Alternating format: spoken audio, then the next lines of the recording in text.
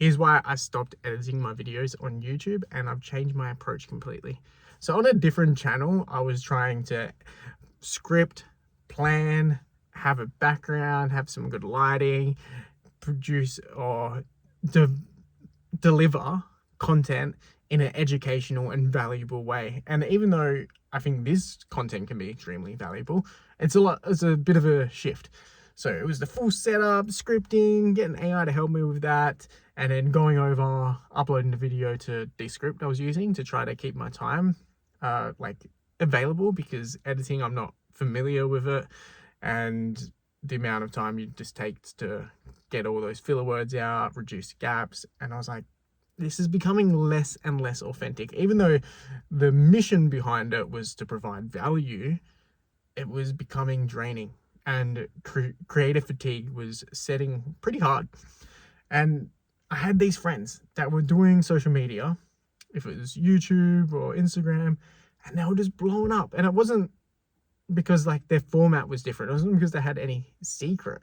What I realized, what they were doing or what they were documenting, they were going to do anyway. They were doing the thing regardless. I have this friend, you can check out his YouTube channel, Dan Muss. I'll drop a link in the description. He grabs cars, like beat up cars for cheap, and does them up and sells them. Like, he's been doing that for years. And he's like, man, I'm going to start documenting my journey. And I'm like, he's going to do it regardless. It's not, I got to plan the content. I got to script it. I got to make sure the lighting's good. He's like, I'm just going to film. Like, there's planning involved. Like, I'm not discrediting the effort he puts into it. He's learning, but his subscriber count is blown up. In like 2.5 months, he got like 3,500 followers and subscribers on YouTube. And I'm like, but he's doing it anyway. And then I have this friend, he has 500,000 followers across social media, Facebook, YouTube, Instagram, and he does like primal movement. He coaches it. And he's like, that's how I work out. Like, that's how he works out. So he's like, I'm just going to film it anyway. And I was like, man, like the side YouTube that I was doing was creating confident kids. And whilst I will be creating confident kids, I'm not coaching anyone to do that. And I think that's when it became forced. So that's why I started this channel. And that's why my approach changed. Because I'm like, I'm on the journey to become financially free. I'm doing everything I can. Maybe not everything, but I'm about to. I'm hopping into it. I'm about to do everything I can. And I've implemented a lot of things already to become financially free. So now it's just about documenting the journey. It's just about reducing the editing. Like, I don't need to spend time and fatiguing about worrying what I should script or what I should make. I'm just on this journey. And I went through that. And don't get me wrong, I think it could work. I think that YouTube could work. I think if you focus on one thing enough, it can get the results. But what's the best time spent into getting the results you're after? My goal is financial freedom in 3 to 5 years. So I turn around and be like, I can leave my job if I want in 3 to 5 years. Is building a Instagram over 3 to 5 years, like YouTube, going to get me to be able to tell my boss to fuck off? Oh, tell my boss to, didn't mean to swear, tell my boss to get stuffed? No, probably not. Maybe another YouTube can do it. Maybe a different approach can. But if I'm put 2-3 months of effort into a YouTube channel that I end up crashing out and getting burnout because I have creative fatigue, that's not going to get me there in 3 years. I need something that's easy, maintainable. And this isn't even a part of the journey to financial freedom. This is just me documenting the journey of financial freedom.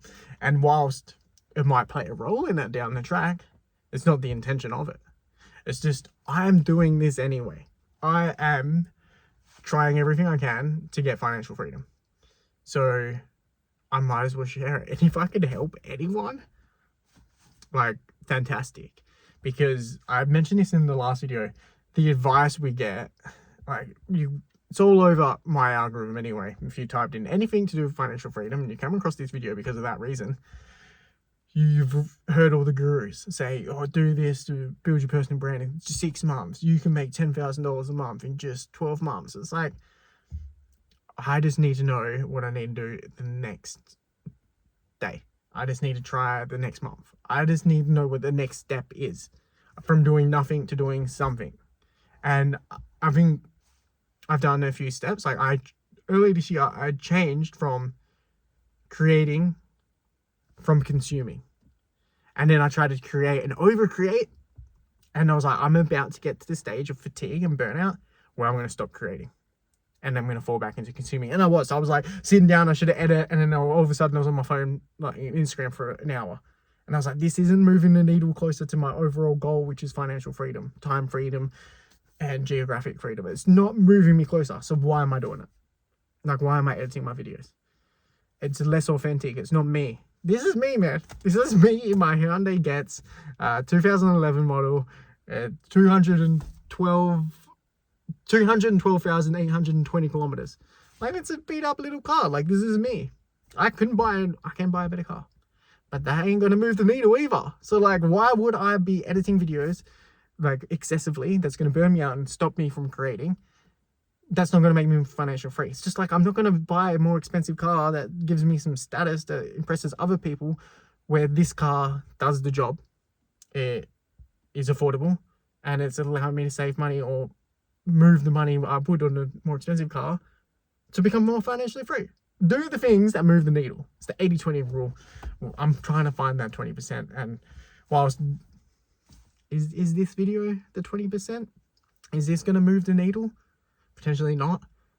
But it's keeping me accountable for the overall goal. So I think yes. Maybe. Anyway, don't stop editing your videos. Like, I'm trying to find more authentic connections through YouTube. I'm not looking for these pre-edited videos, these gurus that have a team, because it just doesn't feel real. It doesn't feel like it can help me. I'm just a normal guy. You know, I'm a new dad. I'm a single income earner. My wife might go back to work because of the financial pressure, but we're not going to put our kid into daycare. Like, these are my struggles. The struggles that these gurus are saying is like, oh, you can turn your income from 10,000 a month into 100,000 a month by doing this. Like, bro, like, I'm getting that type of content out of my head because I want the real connection. I started watching this other guy on YouTube. I'll drop it down in the comment. My brain isn't working right now. It's him in his car. I was like, I don't have a mic yet, so this is a controlled environment. So I'm going to start filming in my car. I can control that audio environment. That's what he said. I'm like, bro, that's brilliant. In my house, it echoes too much. I'm just going to start. No more editing. This is me. I made some mistakes. I said some filler words. I'm going to rewatch it. I'm going to be like, okay, I said too much. I said like too much. Let's next time be more intentional. I'm going to get better. I'm not going to worry about editing that out, because editing those mistakes doesn't actually force me to improve those mistakes. So that's why I'm not editing anymore. And that's why my approach is to do what I'm doing already. They're the two things. Do what you're doing already and stop editing. Just document it. Just be real. If they want the answers, they're going to go to AI. They want to hear it from you. So that's my approach anyway. Let me know if you agree. Do you like the authentic approach? Is this something you're actually going to sit down and watch? Are you going to watch it to the end? If you're hearing me now, you watched it to the end.